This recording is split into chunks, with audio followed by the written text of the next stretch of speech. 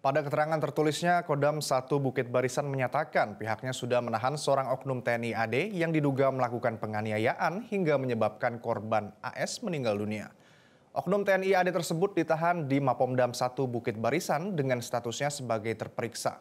Pangdam 1 Bukit Barisan juga telah memerintahkan Komandan Pomdam 1, tim gabungan Pomdam 1 Bukit Barisan untuk bekerja sama dengan Polrestabes Medan guna menyelidiki dan mengusut tuntas kasusnya.